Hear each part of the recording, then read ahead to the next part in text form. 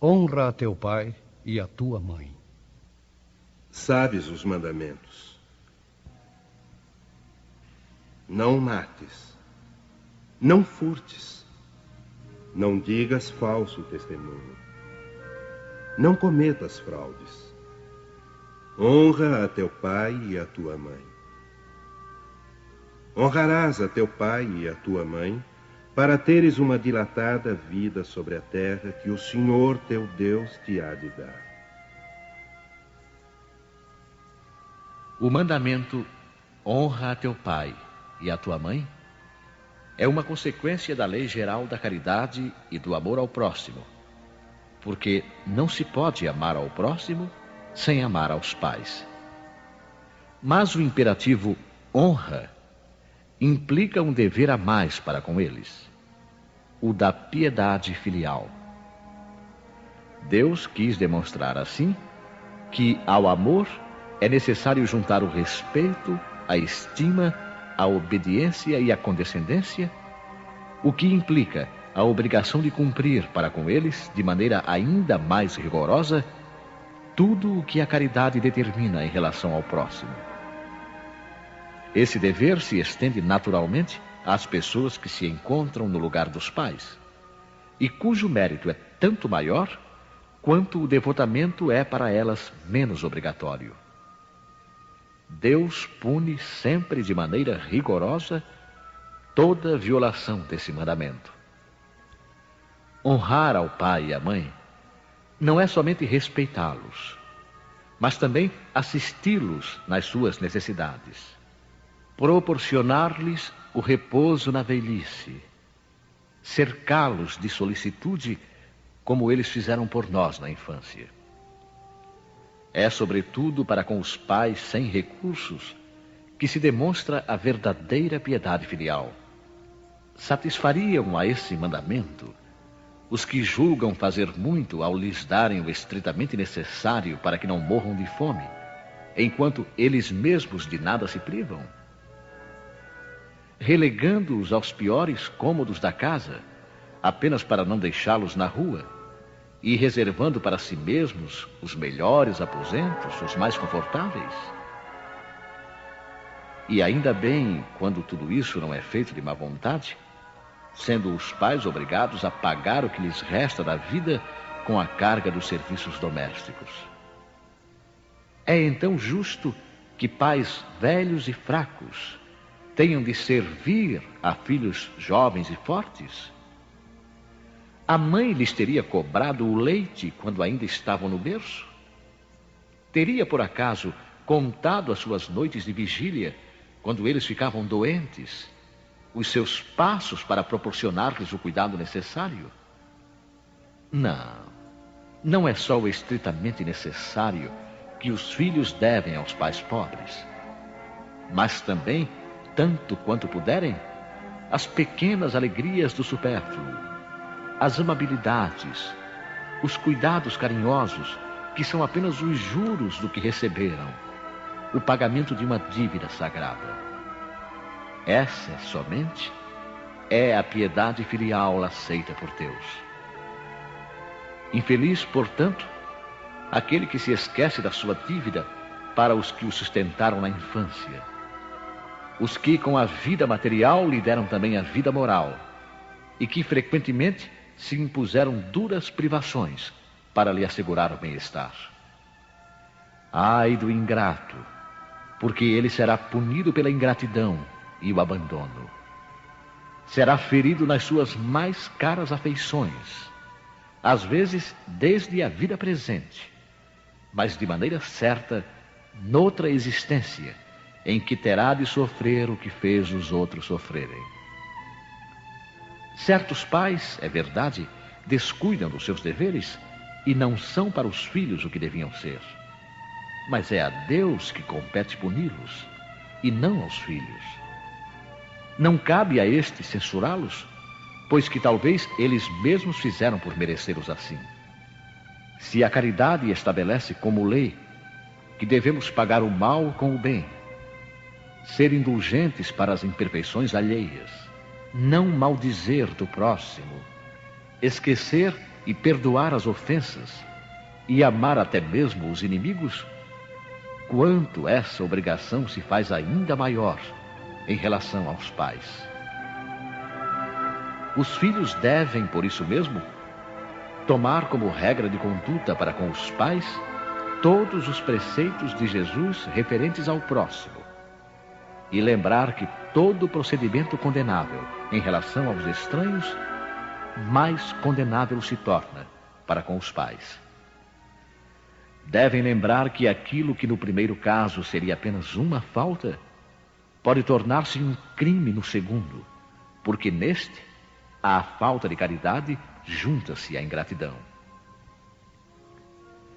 Deus disse: honrarás a teu pai e a tua mãe, para teres uma dilatada vida sobre a terra que o Senhor teu Deus te há de dar. Mas por que promete como recompensa a vida terrena e não a celeste?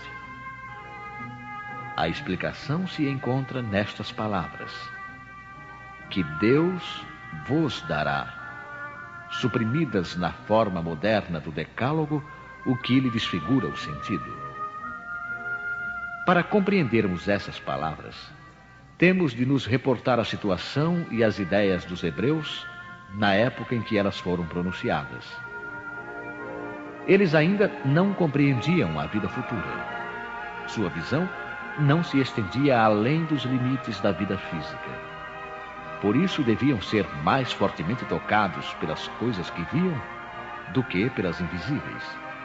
Eis o motivo por que Deus lhes fala numa linguagem ao seu alcance e, como a crianças, lhes apresenta como perspectiva aquilo que poderia satisfazê-los. Eles estavam, então, no deserto. A terra que Deus lhes dará é a terra da promissão, alvo de suas aspirações. Nada mais desejavam, e Deus lhes diz que viverão nela por longo tempo, o que significa que a possuirão por longo tempo, se observarem os seus mandamentos. Mas, ao advento de Jesus, suas ideias estavam mais desenvolvidas. Tendo chegado o momento de lhes ser dado um alimento menos grosseiro, Jesus os inicia na vida espiritual ao dizer: meu reino não é deste mundo.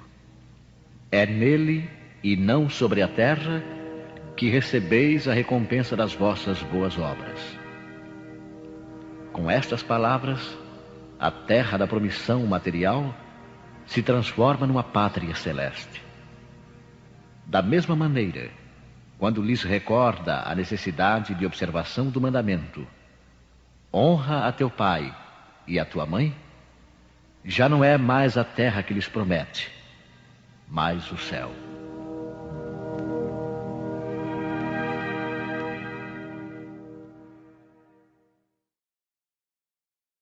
Quem é minha mãe e quem são meus irmãos? E vieram à casa, e concorreu de novo tanta gente, que nem mesmo podiam tomar o alimento. E quando isto ouviram os seus, saíram para o prender, porque diziam: ele está furioso. E chegaram sua mãe e seus irmãos, e ficando da parte de fora, o mandaram chamar. E estava sentado à roda de um crescido número de gente, e lhe disseram: olha que tua mãe e teus irmãos te buscam aí fora. E ele respondeu: quem é minha mãe? E quem são meus irmãos? E olhando para os que estavam sentados à roda de si, lhes disse: eis aqui minha mãe e meus irmãos. Porque o que fizer a vontade de Deus, esse é meu irmão, e minha irmã e minha mãe. Certas palavras parecem estranhas na boca de Jesus, pois contrastam com a sua bondade e a sua inalterável benevolência para com todos. Os incrédulos não deixaram de se aproveitar disso para dizer que ele se contradizia a si mesmo.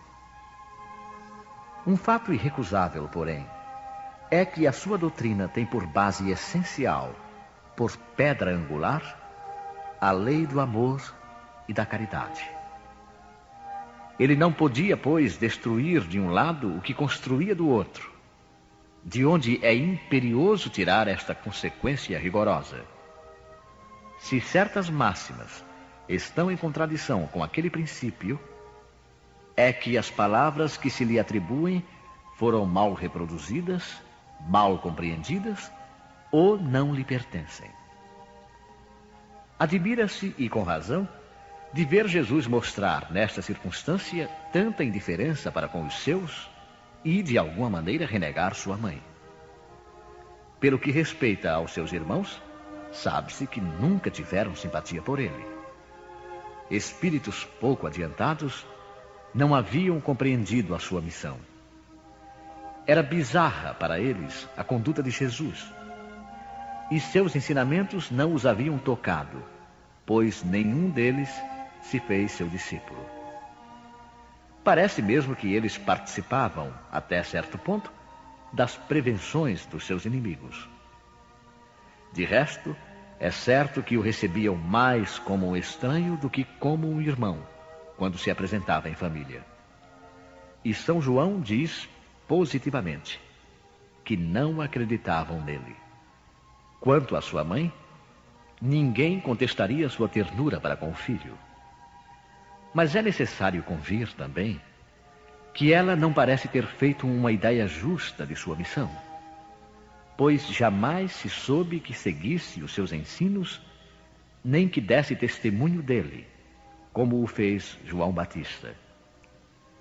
A solicitude maternal era o seu sentimento dominante.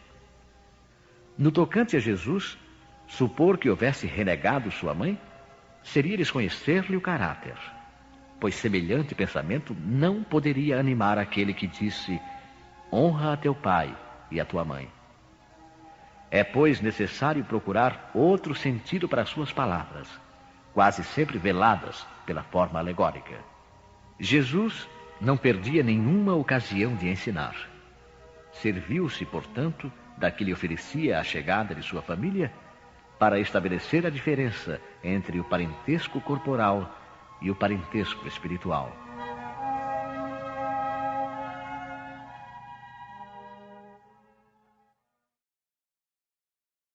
Parentescos corporal e espiritual. Os laços de sangue não estabelecem necessariamente os laços espirituais. O corpo procede do corpo, mas o espírito não procede do espírito, porque este existia antes da formação do corpo. O pai não gera o espírito do filho, fornece-lhe apenas o envoltório corporal, mas deve ajudar seu desenvolvimento intelectual e moral para o fazer progredir. Os espíritos que se encarnam numa mesma família, sobretudo como parentes próximos, são o mais frequentemente espíritos simpáticos, ligados por relações anteriores, que se traduzem pela afeição durante a vida terrena. Mas pode ainda acontecer que esses espíritos sejam completamente estranhos uns para os outros, separados por antipatias igualmente anteriores, que se traduzem também por seu antagonismo na terra, a fim de lhe servir de prova. Os verdadeiros laços de família não são, portanto, os da consanguinidade, mas os da simpatia e da comunhão de pensamentos, que unem os espíritos antes, durante e após a encarnação. Donde se segue que dois seres nascidos de pais diferentes podem ser mais irmãos pelo espírito do que se o fossem pelo sangue. Podem, pois, atrair-se, procurar-se, tornar-se amigos, enquanto dois irmãos consanguíneos podem repelir-se, como vemos todos os dias. Problema moral que só o Espiritismo poderia resolver pela pluralidade das existências. Há, portanto, duas espécies de famílias: as famílias por laços espirituais e as famílias por laços corporais. As primeiras, duradouras, fortificam-se pela purificação e se perpetuam no mundo dos espíritos através das diversas migrações da alma. As segundas frágeis como a própria matéria, extinguem-se com o tempo e quase sempre se dissolvem moralmente desde a vida atual. Foi o que Jesus quis fazer compreender, dizendo aos discípulos: eis minha mãe e meus irmãos. Ou seja, a minha família pelos laços espirituais, pois quem quer que faça a vontade de meu Pai que está nos céus, é meu irmão, minha irmã e minha mãe. A hostilidade de seus irmãos está claramente expressa no relato de São Marcos, desde que, segundo este, eles se propunham a apoderar-se dele sob o pretexto de que perderam o juízo. Avisado de que haviam chegado e conhecendo o sentimento deles a seu respeito, era natural que dissesse, referindo-se aos discípulos em sentido espiritual: eis os meus verdadeiros irmãos. Sua mãe os acompanhava, e Jesus generalizou o ensino, o que absolutamente não implica que ele pretendesse que sua mãe, segundo o sangue, nada lhe fosse, segundo o espírito, só merecendo a sua indiferença. Sua conduta, em outras circunstâncias, provou suficientemente o contrário.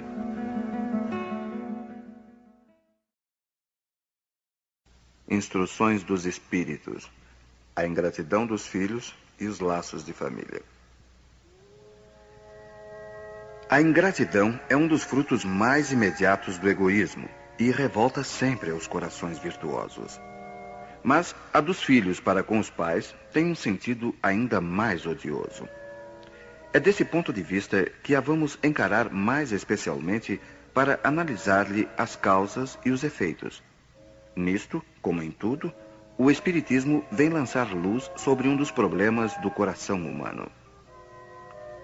Quando o espírito deixa a terra, leva consigo as paixões ou as virtudes inerentes à sua natureza e vai no espaço aperfeiçoar-se ou estacionar, até que deseje esclarecer-se. Alguns, portanto, levam consigo ódios violentos e desejos de vingança. A alguns deles, porém mais adiantados, é permitido entrever algo da verdade. Reconhecem os funestos efeitos de suas paixões e tomam então boas resoluções. Compreendem que para se dirigirem a Deus só existe uma senha: caridade. Mas não há caridade sem esquecimento das ofensas e das injúrias. Não há caridade com ódio no coração e sem perdão. É então que, por um esforço inaudito, voltam o seu olhar para os que detestaram na terra. À vista deles, porém, sua animosidade desperta.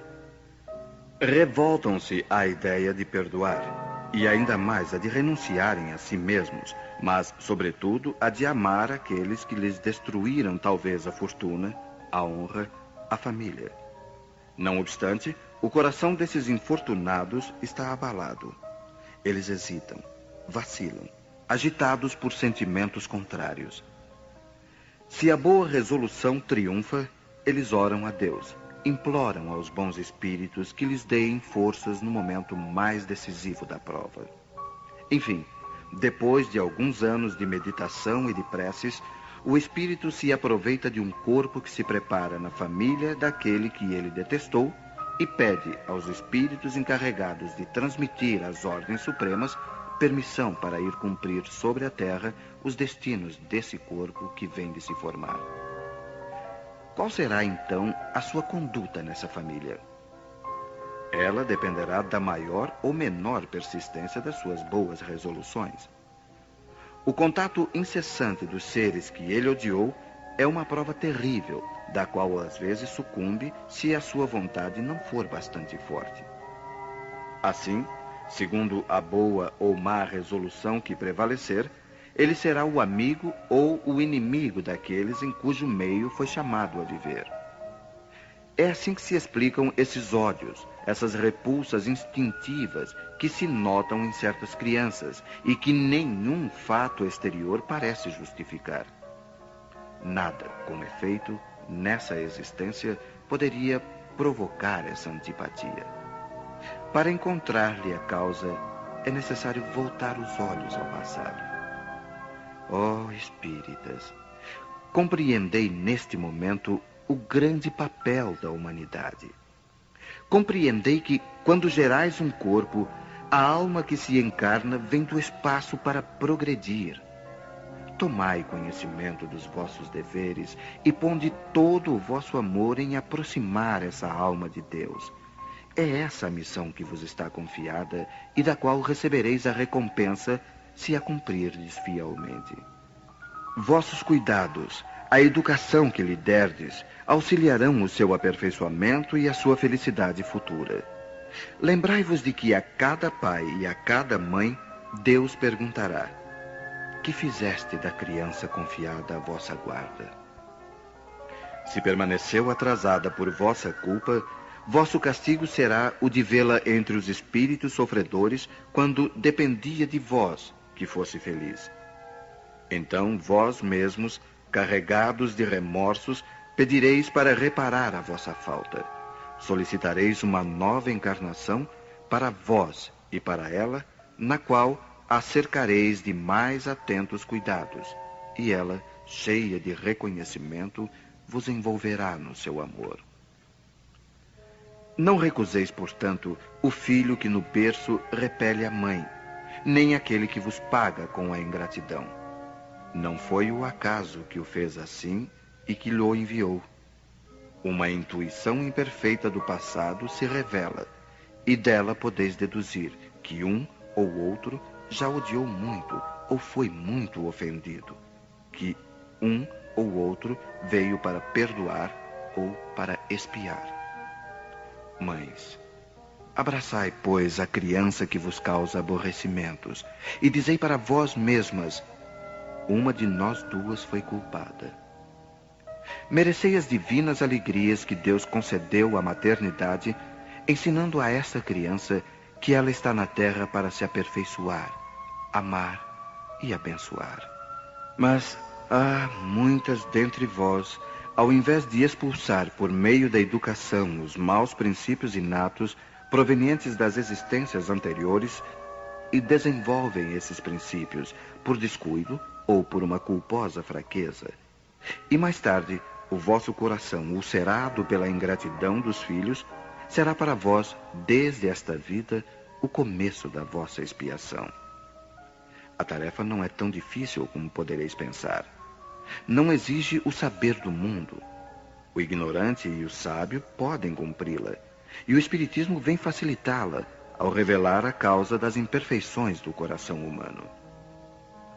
Desde o berço, a criança manifesta os instintos bons ou maus que traz de sua existência anterior. É necessário aplicar-se em estudá-los. Todos os males têm sua origem no egoísmo e no orgulho.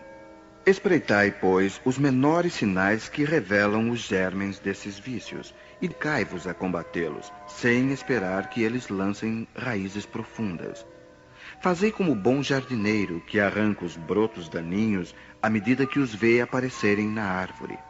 Se deixardes que o egoísmo e o orgulho se desenvolvam, não vos espanteis de ser pagos, mais tarde, pela ingratidão. Quando os pais tudo fizeram para o adiantamento moral dos filhos, se não conseguiram êxito, não têm do que lamentar e sua consciência pode estar tranquila. Quanto à amargura muito natural que experimentam pelo insucesso dos seus esforços, Deus reserva-lhes uma grande, imensa consolação pela certeza de que é apenas um atraso momentâneo e que lhe será dado acabar em outra existência a obra então começada e que um dia o filho ingrato os recompensará com o seu amor. Deus não faz as provas superiores às forças daquele que as pede. Só permite as que podem ser cumpridas. Se isto não se verifica, não é por falta de possibilidades, mas de vontade. Pois quantos existem que, em lugar de resistir aos maus arrastamentos, neles se comprazem? É para eles que estão reservados o choro e o ranger de dentes em suas existências posteriores. Admirai, entretanto, a bondade de Deus que nunca fecha a porta ao arrependimento. Chega um dia em que o culpado está cansado de sofrer. O seu orgulho foi por fim dominado. E é então que Deus abre os braços paternais para o filho pródigo que se lança a seus pés. As grandes provas, escutai bem, são quase sempre o indício de um fim de sofrimento e de um aperfeiçoamento do espírito, desde que sejam aceitas por amor a Deus. É um momento supremo, e é nele, sobretudo, que importa não falir pela murmuração, se não se quiser perder o fruto da prova e ter de recomeçar. Ao invés de vos queixardes, agradecei a Deus, que vos oferece a ocasião de vencer, para vos dar o prêmio da vitória. Então, quando saído do turbilhão do mundo terreno, entrardes no mundo dos espíritos, sereis ali aclamado como o soldado que saiu vitorioso do centro da refrega. De todas as provas, as mais penosas são as que afetam o coração. Aquele que suporta com coragem a miséria das privações materiais sucumbe ao peso das amarguras domésticas, esmagado pela ingratidão dos seus. Oh, é essa uma pungente angústia. Mas o que pode, nessas circunstâncias, reerguer a coragem moral, senão o conhecimento das causas do mal, com a certeza de que se há longas dilacerações, não há desesperos eternos, porque Deus não pode querer que a sua criatura sofra para sempre. O que há de mais consolador, de mais encorajador do que esse pensamento de que depende de si mesmo, de seus próprios esforços, abreviar o sofrimento, destruindo em si as causas do mal? Mas, para isso, é necessário não reter o olhar na terra e não ver apenas uma existência. É necessário elevar-se, pairar no infinito do passado e do futuro. Então, a grande justiça de Deus se revela aos vossos olhos, e esperais com paciência, porque explicastes a vós mesmos o que vos parecia monstruosidades da terra. Os ferimentos que recebestes vos parecem simples arranhaduras. Nesse golpe de vista lançado sobre o conjunto, os laços de família aparecem no seu verdadeiro sentido. Não são mais os laços frágeis da matéria que ligam os seus membros, mas os laços duráveis do espírito que se perpetuam e se consolidam ao se depurarem em vez de se quebrarem com a reencarnação. Os espíritos cuja similitude de gostos, identidade do progresso moral e a afeição levam a reunir-se, formam famílias. Esses mesmos espíritos, nas suas migrações terrenas, buscam-se para agrupar-se, como faziam no espaço, dando origem às famílias unidas e homogêneas. E se nas suas peregrinações ficam momentaneamente separados, mais tarde se reencontram, felizes por seus novos progressos. Mas, como não devem trabalhar somente para si mesmos, Deus permite que espíritos menos adiantados venham encarnar-se entre eles, a fim de aurirem conselhos e bons exemplos no interesse do seu próprio progresso. Eles causam, por vezes, perturbações no meio, mas é lá que está a prova, lá que se encontra a tarefa. Recebei-os, pois, como irmãos. Ajudai-os, e mais tarde, no mundo dos espíritos, a família se felicitará por haver salvo do naufrágio os que, por sua vez, poderão salvar outros.